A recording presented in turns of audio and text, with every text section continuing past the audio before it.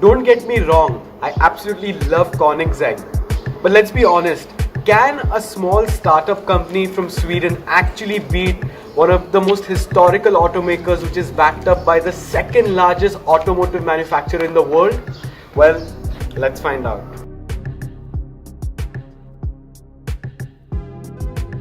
So I have to give credit where credit is due. Koenigsegg is an absolutely sensational company, and when it comes to their engineering and their amazing inventions in the automotive industry, they're right up there at the top. Christian Koenigsegg is basically Tony Stark in real life. But when it comes to Bugatti versus Koenigsegg, I have to say Bugatti will have the upper hand always.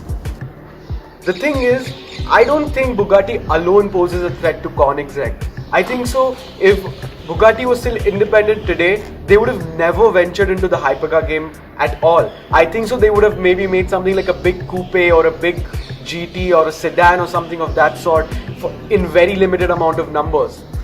The reason why Bugatti is a threat to Koenigsegg is because of Volkswagen.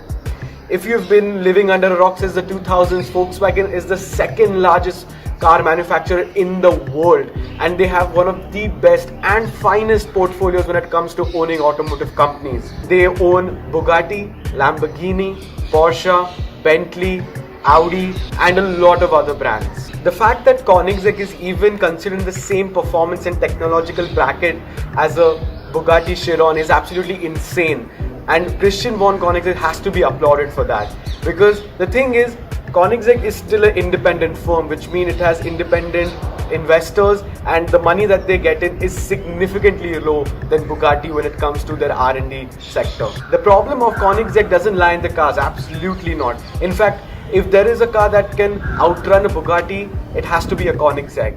And well, the real problem for Koenigsegg lies in their lack of resources. The thing is, since Bugatti is backed up by one of the largest automakers in the world, which is Volkswagen, the amount of resources that they have access to is absolutely crazy. The thing is, Volkswagen has an abundance of resources at their disposal. Test tracks, tire sponsors, engines, R&D centers, and most importantly, lots and lots and lots of money.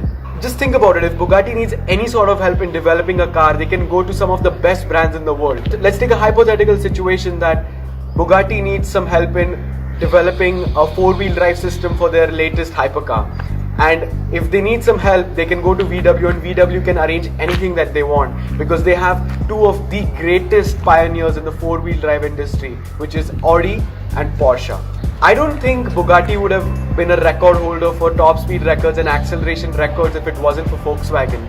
Koenigsegg have obliterated Bugatti in almost each and every way when it comes to world records, even if they're such a small company with a lack of resources. Just think about it, 0 to 400 back to 0 was obliterated by the Regera and was taken over from the Chiron Sport. They obliterated the Veyron Supersport's top speed record with the Agera RS. But when it comes to the 300 mph plus world record, I think so Koenigsegg is just pushing a little bit above their limit. On both occasions for the top speed record that Bugatti attempted with the Veyron and Chiron Supersport, Volkswagen had handed over the keys to their top secret high speed facility called Erlesen in Germany.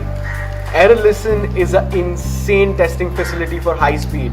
It has an 8-mile long test track, which is a dead straight, where basically Bugatti tops out all of their cars every single time. Just think about it, 8 miles long to top out your car. I mean, that's absolutely crazy.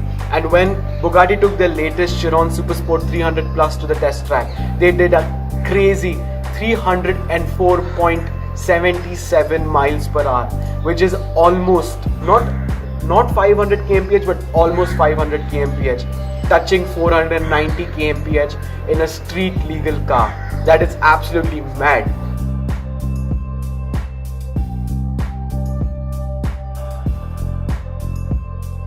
Koenigsegg's last top speed run was done on a closed section highway in Nevada. As much as that's a crazy feat that they did this on a public highway which was closed down, I mean, that is just one of their many limitations when it comes to the top speed game. First of all, hats off to the owner who lended his $5 million plus Agira RS and the driver who had the balls to do this on a public road. I mean, just think about it. When it comes to a public road, let it be as smooth as possible. It has been used and it has been driven on. So it's never going to be as well maintained and as good as a proper testing facility. And that's where things just get blatantly dangerous. And that's where I think so Koenigsegg actually falls short. The thing is, this is not David versus Goliath. This is David versus David, but with one of the Davids having Goliath's powers.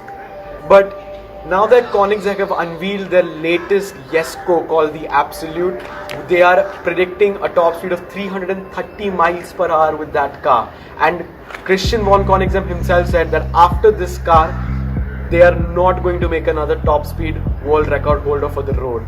And well, from the looks of that, I think so Koenigsegg is a very strong position for beating the Chiron Supersport's top speed record. Well, thank you so much for watching. Let us know what you think about this video. Do you personally think Koenigsegg is going to beat Bugatti when it comes to top speed? Let us know in the comments down below, and thank you for watching. I'll see you next time.